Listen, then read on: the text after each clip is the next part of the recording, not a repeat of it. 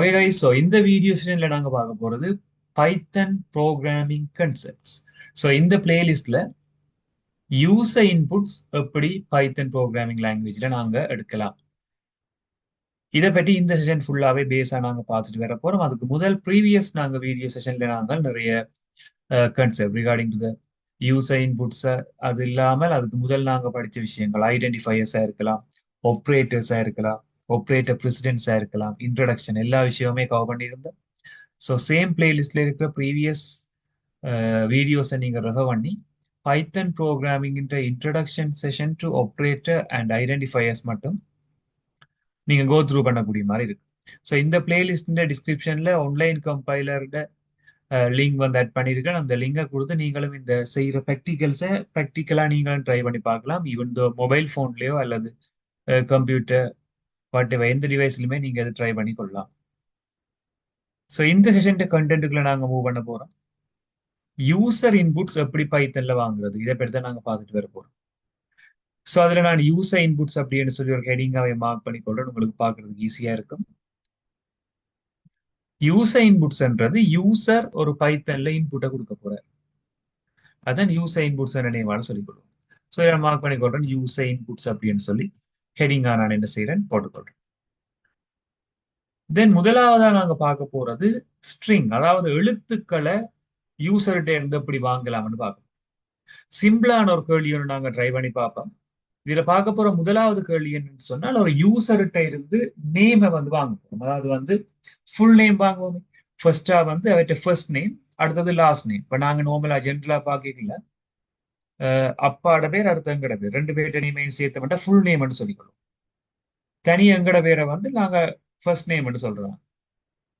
So இந்த இடத்துல வந்து ஒரு ஃபர்ஸ்ட் நேம் ஒன்றை வாங்கணும்னு சொன்னா இன்புட் அப்படி என்ற ஃபங்க்ஷன் வந்து யூஸ் பண்ணலாம். நாங்கள் இந்த இடத்துல இன்புட் என்ற ஃபங்க்ஷனை வந்து யூஸ் பண்ணக்கூடிய மாதிரி இருக்கும். ஸோ அதுக்காக என்ன செய்யறேன், இதுல இன்புட் அப்படின்னு சொல்லி டைப் பண்ணிக்கணும்.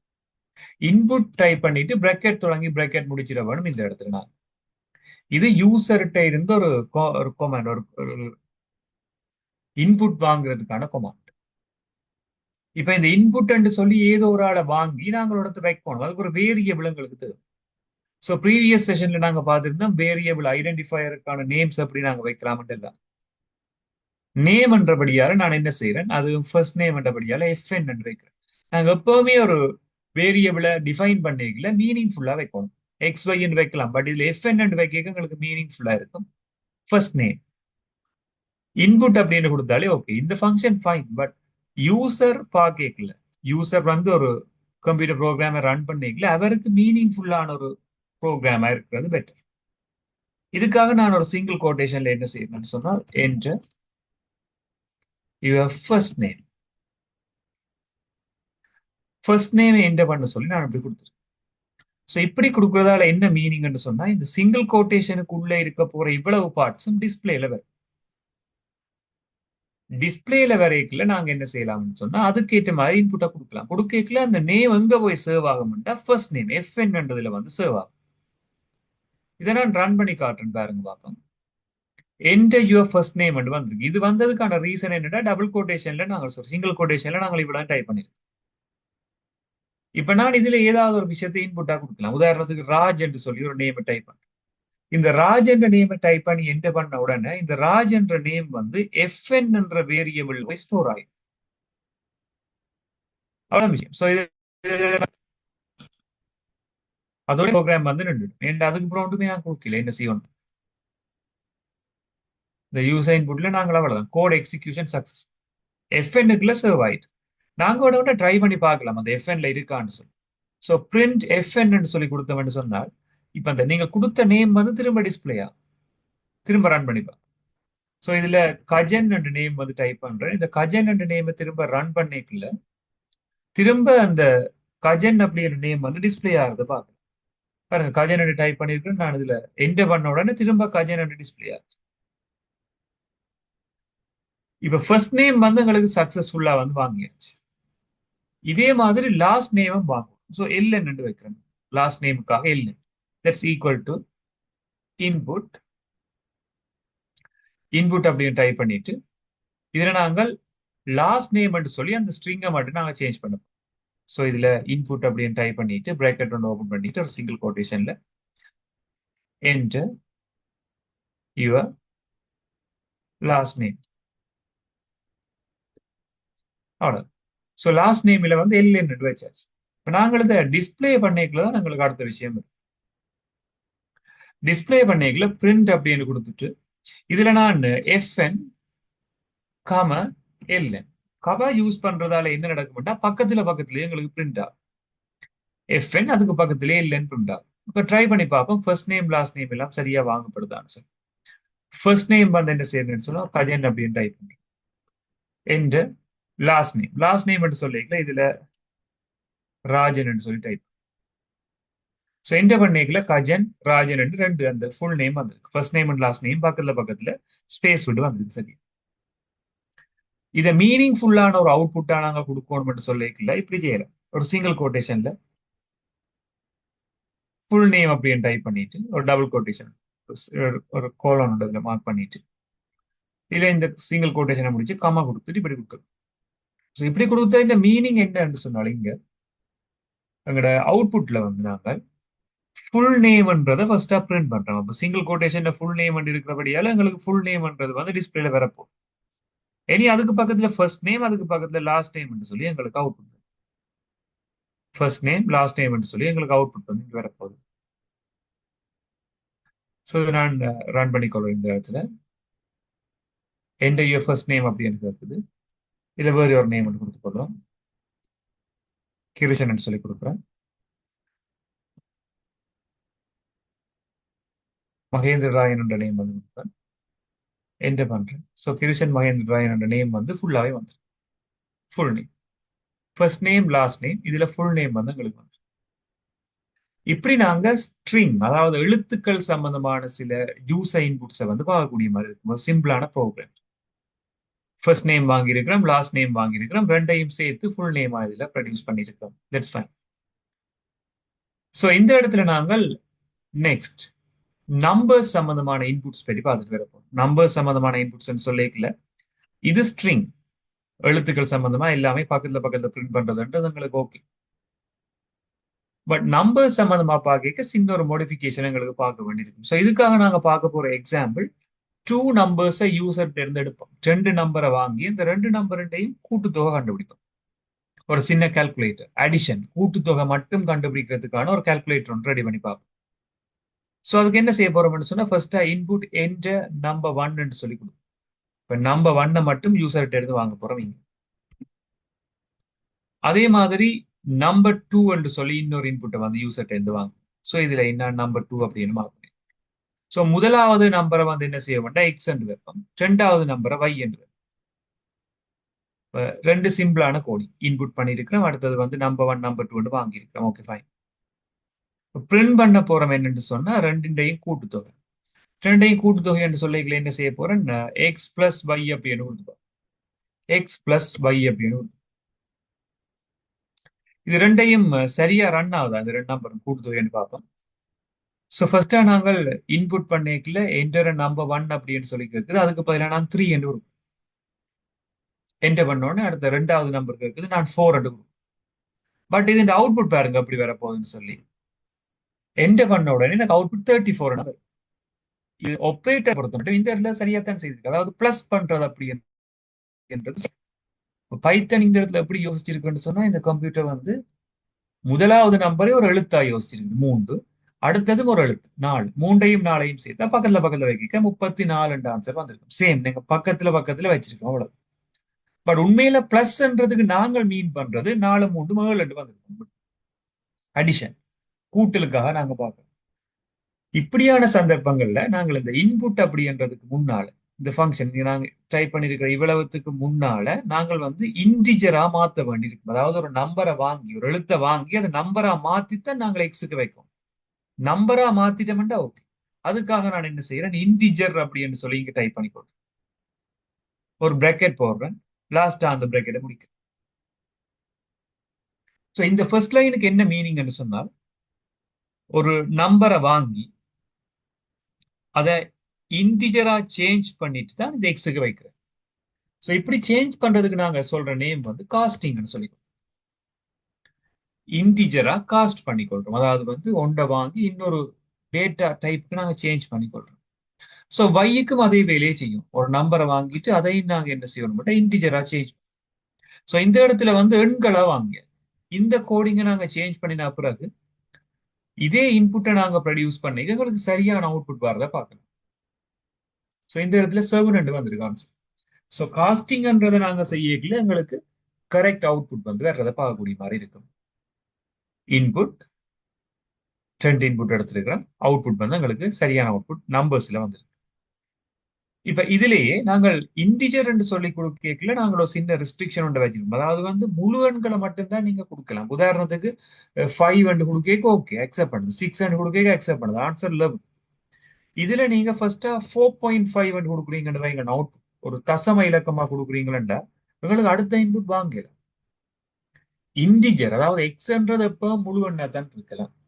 சில நேரங்களில் நாங்கள் தசம எண் வாங்க வேண்டிய சந்தர்ப்பம் இருந்தா அப்படியான நேரங்களை நாங்க என்ன செய்யலாம்டா இன்டிஜருக்கு பதிலா எஃப்எல்ஓஐடி ஃப்ளோட்ன்றதை பாவிக்கலாம். ஃப்ளோட்ன்றது வந்து தசம எண்ணுக்கான ஒரு வேர்ட்.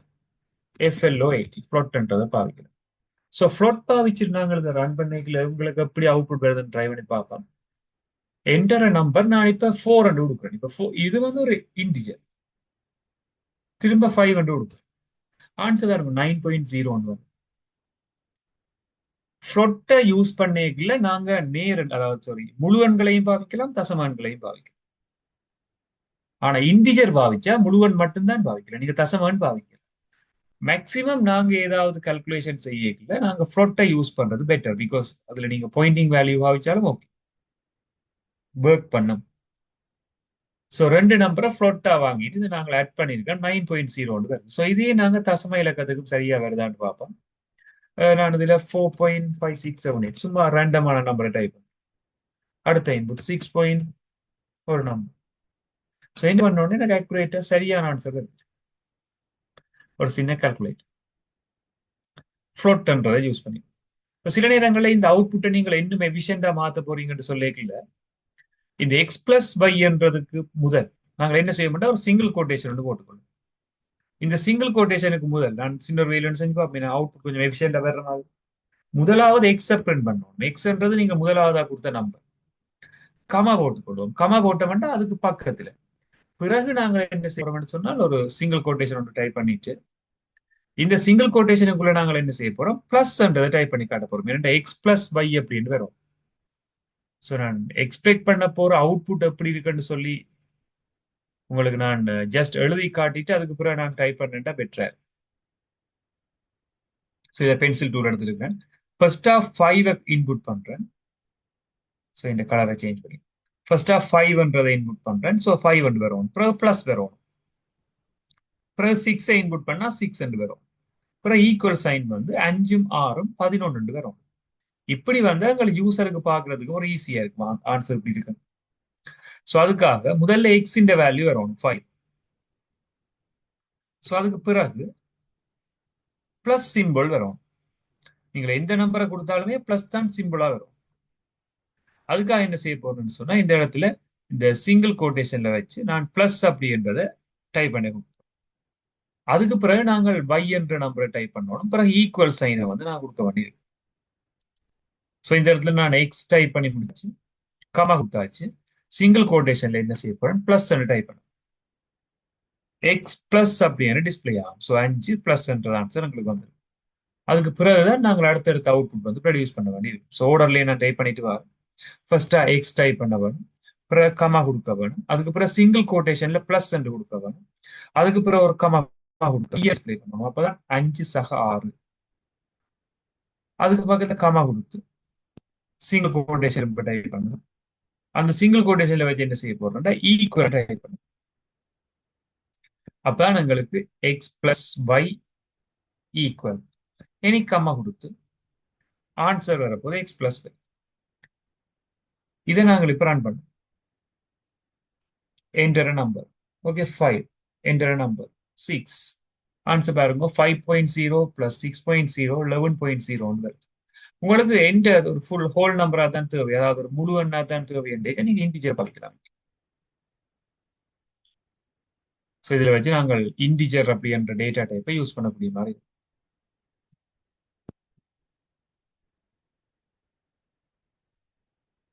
இப்படி கொடுக்க எங்களுக்கு என்ன எஃபிஷியன்சியா இருக்கு? 5 + 6 தட்ஸ் ஈக்குவல் டு 11 சொல்லி ஆன்சர் வந்து வரக்கூடிய மாதிரி இருக்கும். ஸோ இதில் நான் 5 கொடுப்பேன், 6 கொடுப்பேன். ஆன்சர் 5 + 6 = 11. இப்படி நாங்கள் அடிஷனுக்கு மட்டும் இல்லை, சப்ராக்ஷன், மல்டிப்ளிகேஷன் எல்லாமே இதில் நாங்கள் செய்யக்கூடிய மாதிரி இருக்கு. ஸோ இங்கே நான் பென்சில் டூலால் மார்க் பண்ண எல்லா ட்ராயிங்ஸையுமே கிளியர் பண்ணி கொள்றோம். நாங்கள் ஒரு சின்ன கால்குலேட்டர் மாதிரி செஞ்சு பார்ப்போம். எல்லா விதமான கால்குலேஷனுக்கும் நாங்கள் இதை அப்ளை பண்ணி பார்ப்போம். ஸோ இதை காப்பி பண்ணி கொள்றேன், இதை பேஸ்ட் பண்றேன். ரெண்டாவது வந்து மைனஸ் பண்ணி பார்ப்போம். ஒரு நம்பர்ல இருந்து இன்னொரு நம்பரை கழிச்சோம்னு சொன்னா இந்த நடுவான்குறியை மட்டும் மைனஸ் போட்டுட்டு லாஸ்டா x - 5 கால்குலேஷன் அதுவே செய்யும் பைத்தன்.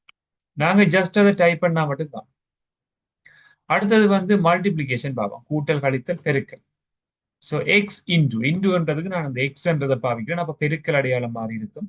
பட் டிஸ்பிளேல வந்து கால்குலேட் பண்ணீங்கன்னா ஸ்ட்ரிக் தான் பாவிக்கும். அடுத்த பிரித்தல் அடையாளம், ஒரு டிவிஷன் சிம்பிள் பாவிக்க வேண்டி இருக்கும். X divided by Y. So இதன் ஆன்சர் நாங்கள் பார்த்தோம். இதை இப்போ ரன் பண்ணி பார்க்கல எங்களுக்கு 2 நம்பர் கொடுக்க வேண்டியிருக்கு.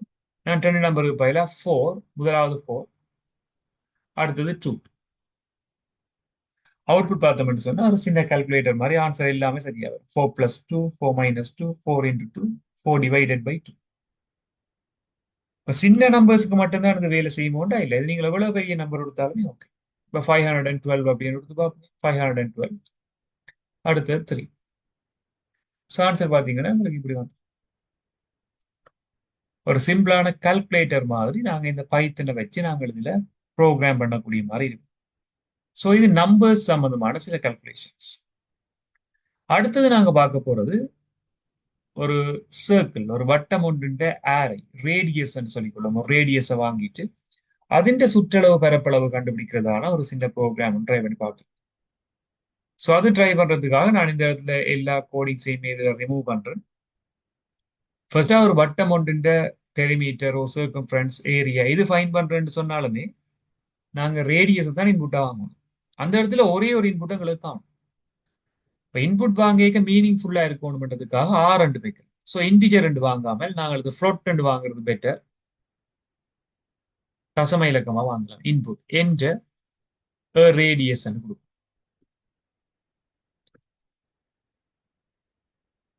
ஸோ என்டர் ரேடியஸ் சொல்லிக்கல நாங்கள் அதை ரேடியஸை வந்து வாங்குவோம். அதை வாங்கின பிறகு இதுல கால்குலேட் பண்ணுவோம். இல்லை கால்குலேட் பண்ணி ஒரு லைன்லயே நீங்க பிரிண்ட் பண்ணலாம். ஸோ பிரிண்ட் அப்படின்னு கொடுத்துட்டு நாங்கள் அந்த அவுட்புட்டை வந்து ப்ரொடியூஸ் பண்ணலாம். சில நேரங்களில் கால்குலேஷனுக்கு நீங்க தனியாக வைக்கலாம். ஏரியா ஃபைன் பண்ண போறீங்க, சர்க்கம்ஃபரன்ஸ் சுற்றளவு கண்டுபிடிக்க போறீங்கன்னா C is equal to 2 into பைன்றதுக்கு பதிலாக 22/7 into R. அடுத்து ஏரியா ஃபைன் பண்ண போறீங்களா A is equal to πr² தானே. So pi 22/7 into R into R. இதுல நாங்க என்ன செய்யலாம்னு சொன்னா, அல்லது நீங்க எக்ஸ்போனன்ட்டுக்கு பதிலாக டபுள் அஸ்டிக்கும் பாவிக்கலாம், இதுவுமே ஓகே. இப்ப பிரிண்ட் அப்படின்னு கொடுத்துட்டு நான் ஒரு சிங்கிள் கோட்டேஷன்ல என்ன செய்யறேன், சர்க்கம்ஃபரன்ஸ் என்னன்னு டைப் பண்ண போறோம், கமா போட்டு C போடும். C-யை டிஸ்பிளே பண்ணி விட்டா அடுத்து வந்து பிரிண்ட் ஏரியா, ஏரியான்னு சொல்லி கொடுத்துட்டு ஒரு கமாண்ட் கொடுத்து போடலாம் A. இதை நாங்க ரன் பண்ணி பார்க்க எங்களுக்கு அவுட்புட் வந்து அக்யூரேட்டா வரக்கூடிய மாதிரி இருக்கும். ஒரு சர்க்கிள் ஒன்று சர்க்கம்ஃபரன்ஸ் அண்ட் ஏரியா ஃபைன் பண்றதுக்கான கருத்து. ஸோ இதை ரன் பண்ணி கொள்றேன். இந்த இடத்துல என்டர் ரேடியஸ் நான் இதுல 7.8 என்று கொடுக்குறேன். ஸோ ரன் பண்ணி பார்க்கல உங்களுக்கு இப்படி அவுட்புட் வந்து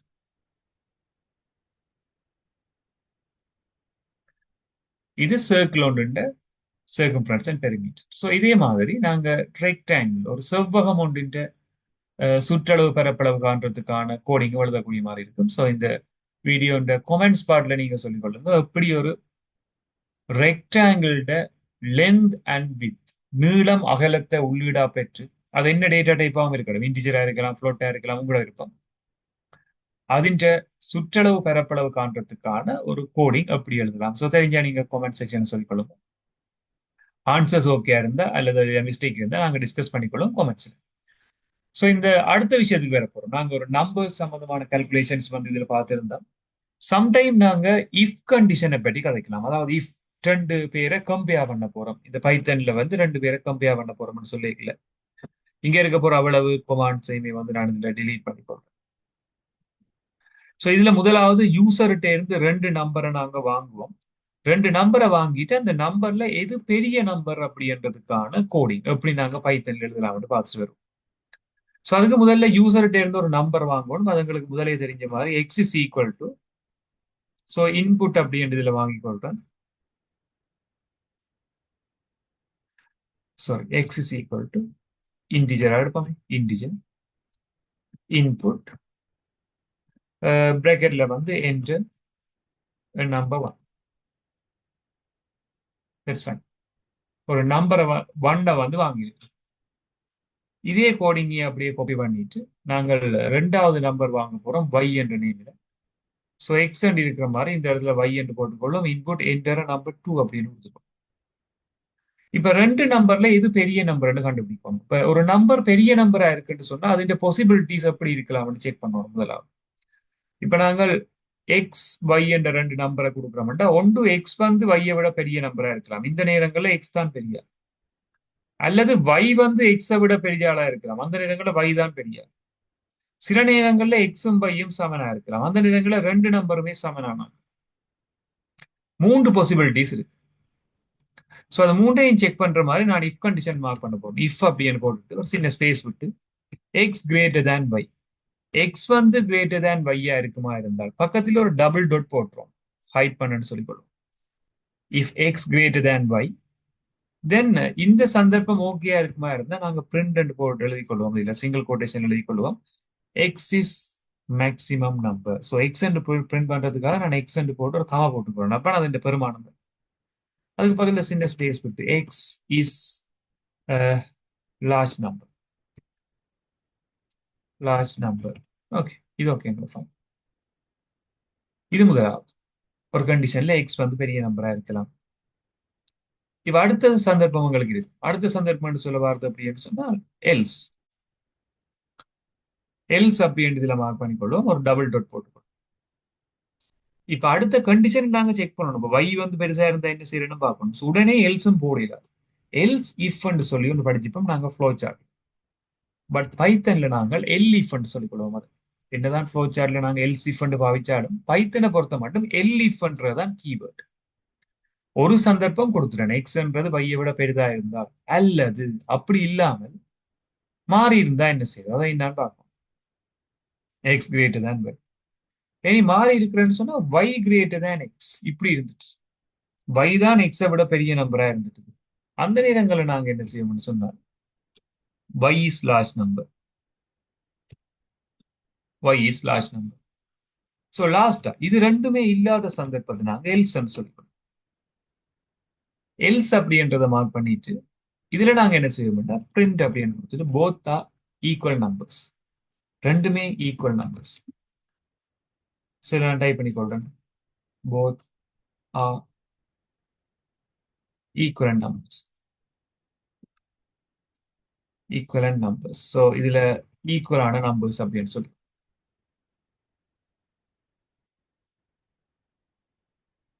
இப்ப மாதிரி ஒரு ப்ரோக்ராமை ரன் பண்ணலாம்.